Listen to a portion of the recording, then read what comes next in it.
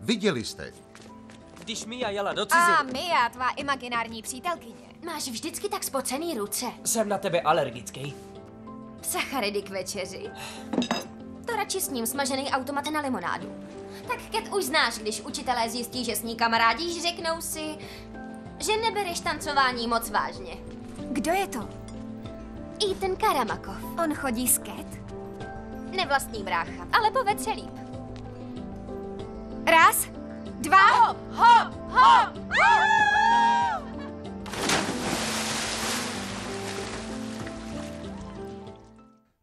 Česká televize uvádí australský seriál.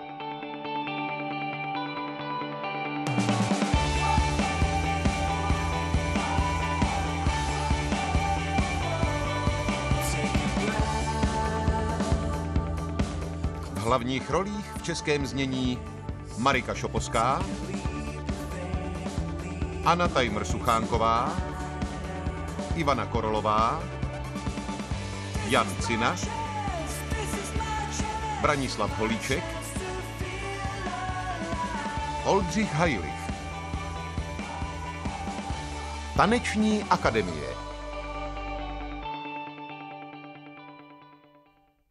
Dokonalost.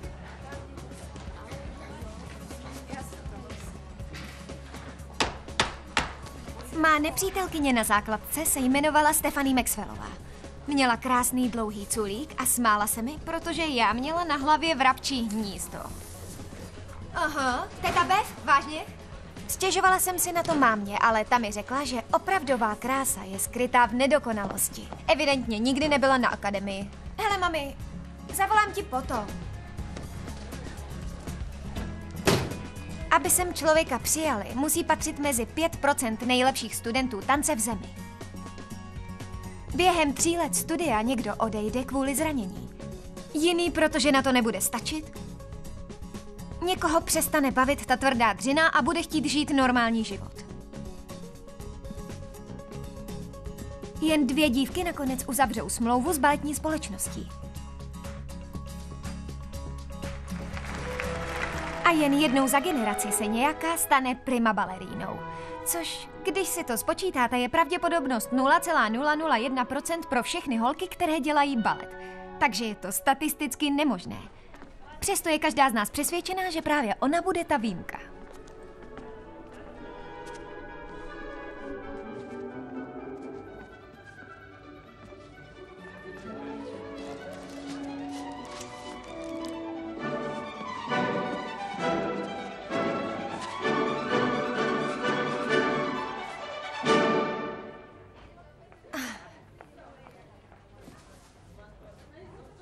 Tři, 4, 5, 6.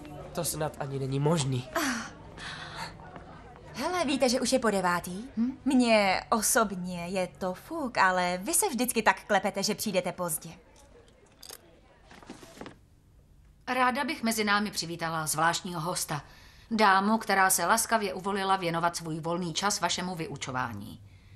Prima balerínu Národního baletu a světově proslulou baletku Nataša Willisová.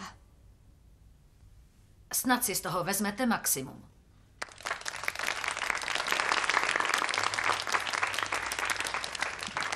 Beruško, celé dopoledne tě hledám. Ahoj, mami.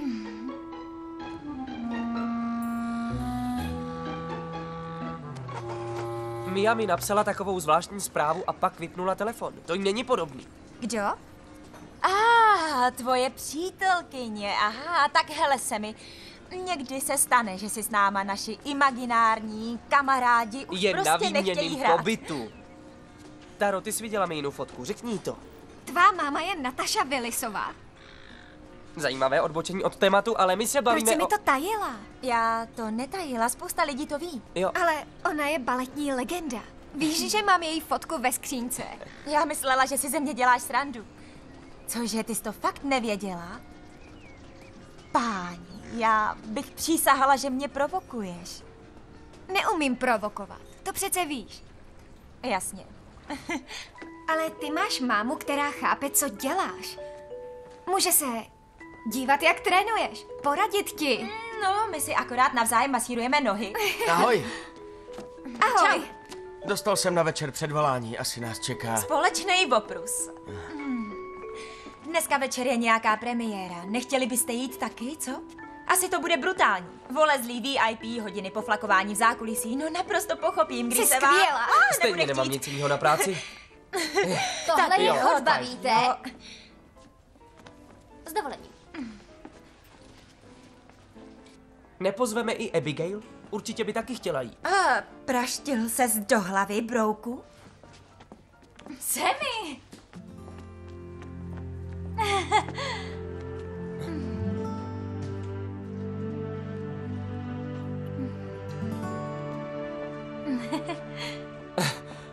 Holky, tohle je Mia. Ty jsi skutečná?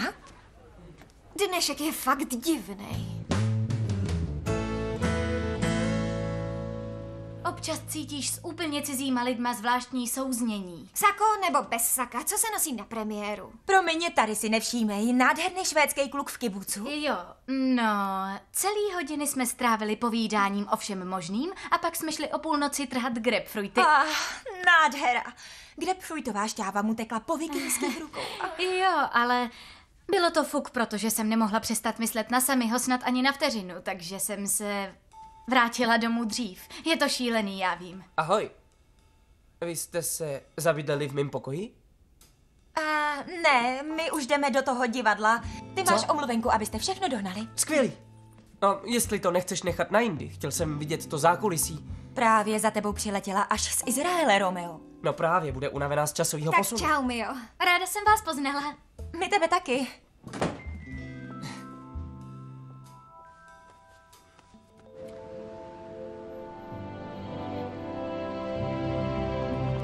Počkej. Tohle je zásadní životní okamžik. Tak můžeme? Jdem na to.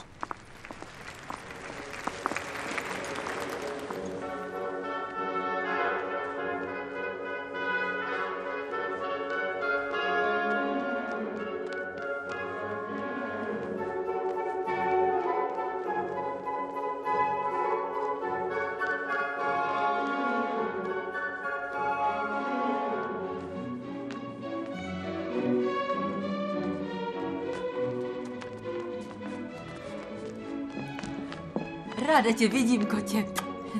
Vypadáš skvěle. Ty taky.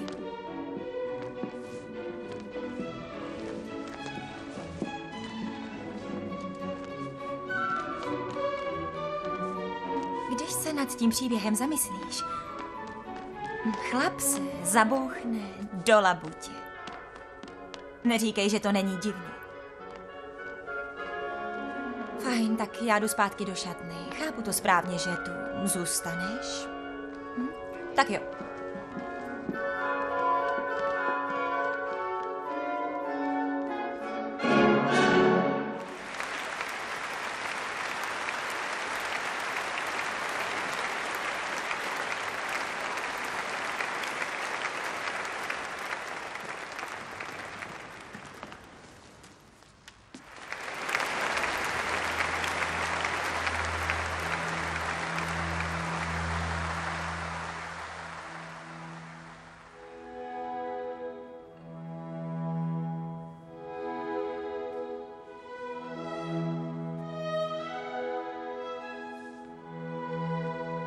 Takže tohle je ten kibuc, kde jsme bydleli. Není to vidět, ale je to na hranici s Jordánskem, takže jediné, co je od nás dělilo, byl ostnatý drát. Co je?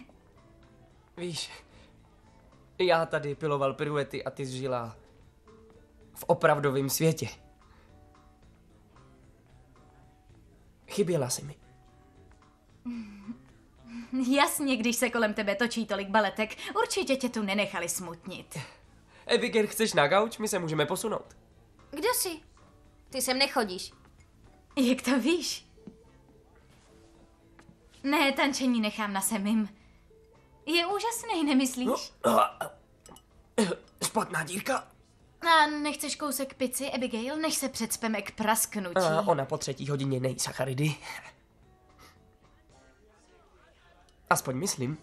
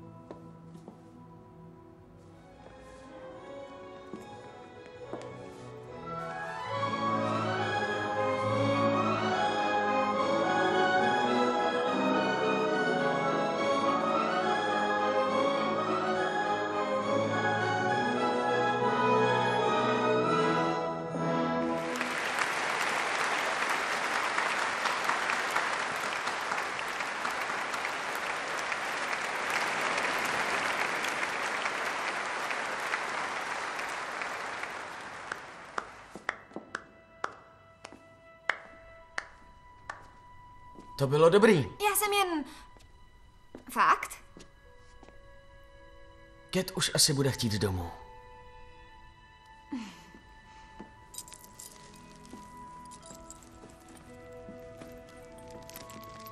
Poprvé jsem vystupovala 12 týdnů po tom, co se Cat narodila. To je úžasné, že ano? Ahoj, drahošku.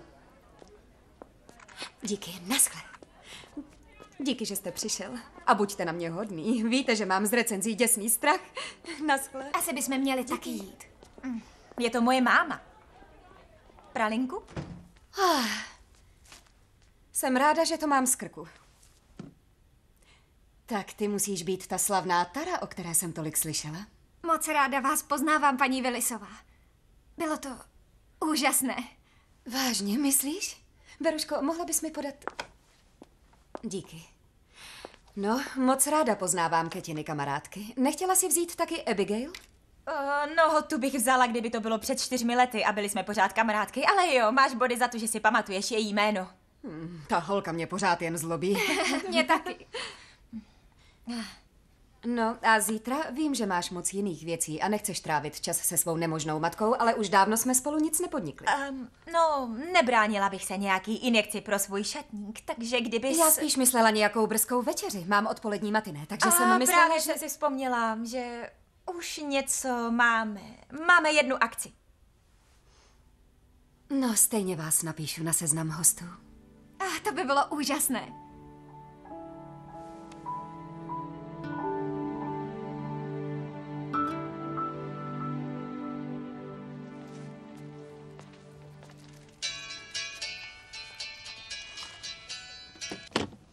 Promiň, mami. Tak, jak se ti líbila? Že se ptáš.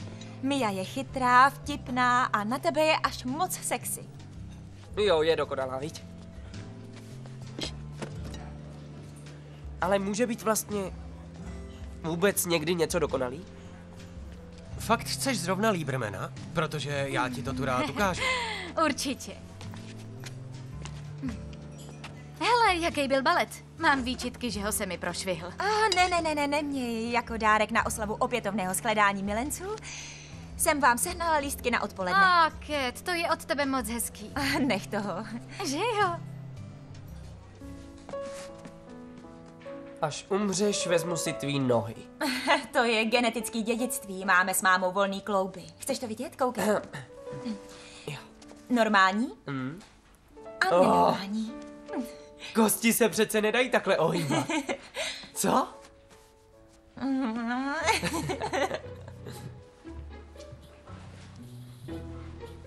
Něco je jinak.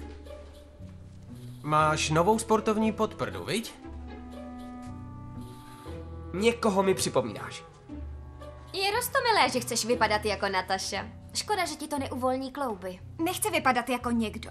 Co pak se to nesmí chtít malou změnu?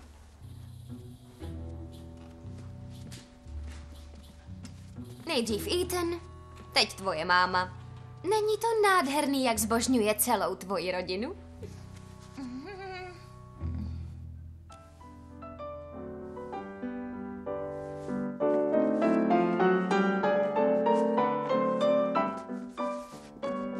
Balo, přátelé.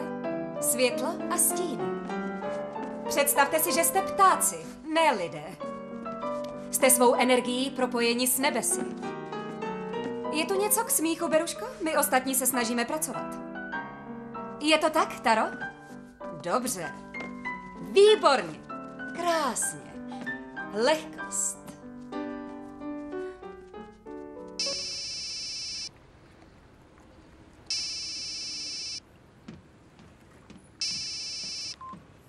Promiň, hned ti uhnu. No já tě vlastně hledám.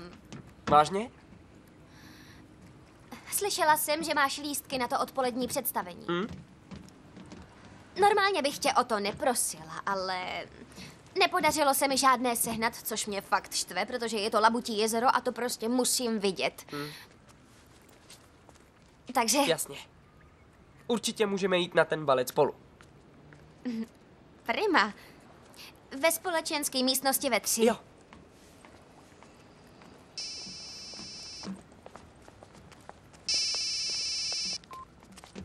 Ahoj. Jo, promiň, já to neslyšel. Hele, víš, ty lístky, oni propadly. Jo, já vím, je to škoda. Jo, co se dá dělat?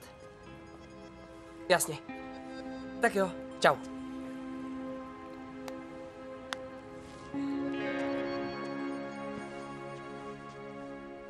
Sako nebo bez saka? Co pak se tu nikdo nedovede oblíknout?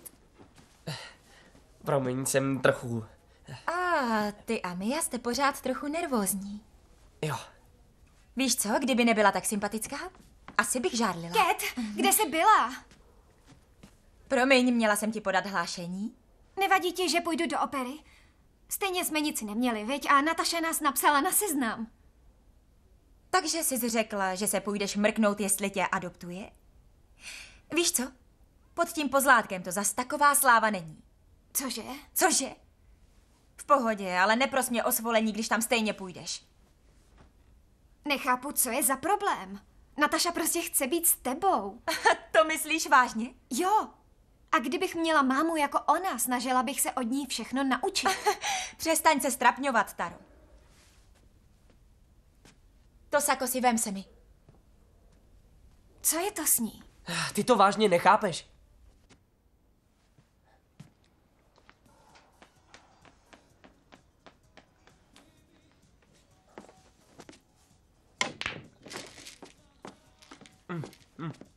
Promiň, že jdu pozdě. Měl jsem potíže s gardérobou. Ty ne, protože vypadáš. Můžeme jít? Kde je Mia? Tvoje holka. No, dneska jdeme sami dva. Na ní totiž něco leze. Nic nakažlivýho. Já nemocnej nejsem, zaskočil mi bonbon. Ale jsi hodná, že máš starost. Semi, myslím, že budeš fakt nadšenej. Sice už nebyly lístky, ale táta zná jednoho chlapa, který umí věci zařídit a moc ti to sluší, Abigail. Jdeš taky na balet?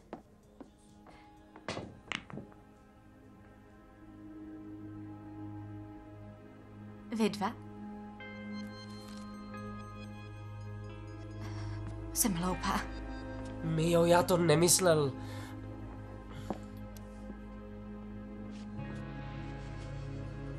Takhle propadnou.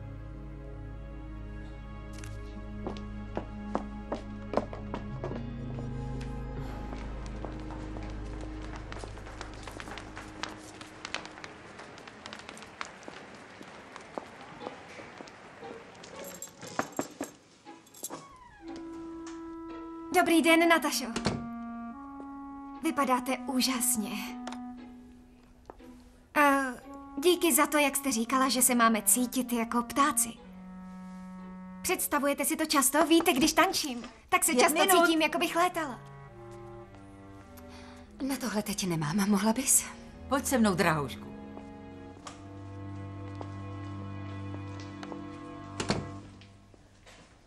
Nic si z toho nedělej. Prima baleríny jsou někdy nervózní. Ano, musí se soustředit před představením. Před představením, po představení. Ještě jsem nepoznala takovou, která by nebyla poněkud sebestředná, ale asi je to přirozené. Kat ti to určitě říkala. Jo, říkala něco takového.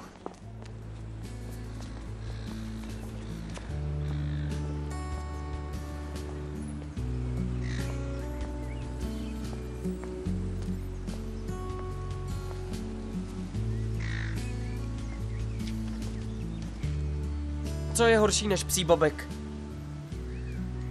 Šlápnout do něj.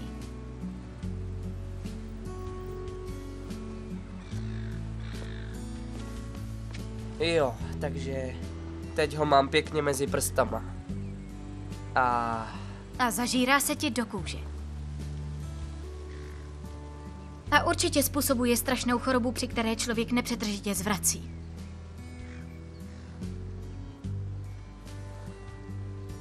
Tak teď vypadám.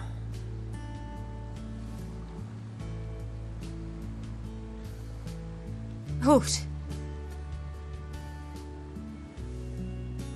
Víš, než jsem odjela, každý říkal, že se Že se k sobě dokonale hodíme. Já vím.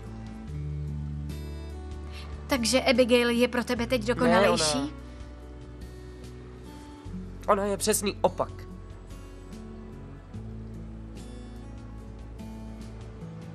Ale? Ale.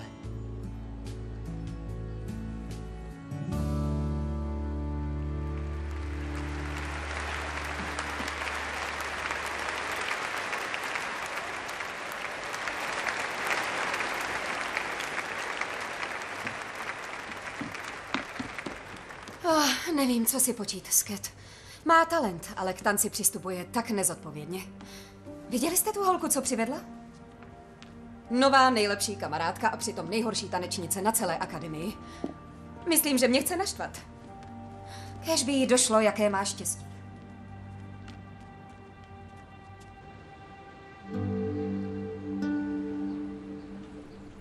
Ahoj, mami, máš teď chvíli čas? Nic moc. Obarvila jsem si vlasy.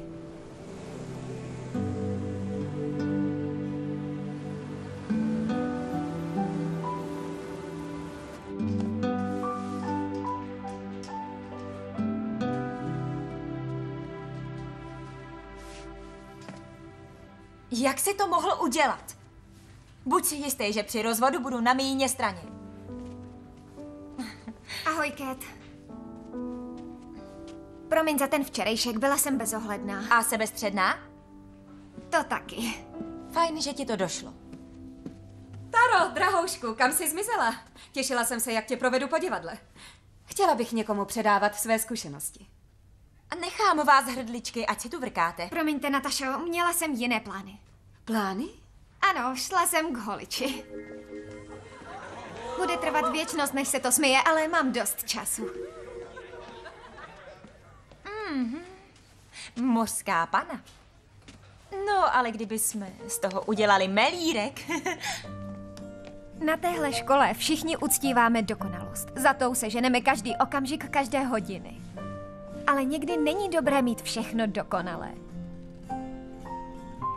Někdy jsme kvůli tomu sobečtí a některé lidi zklameme. Jistě, chci být špička z těch 0,001%. Ale musí to jít přece i jinak. Protože já si takhle dokonalost nepředstavuju. Ani náhodou.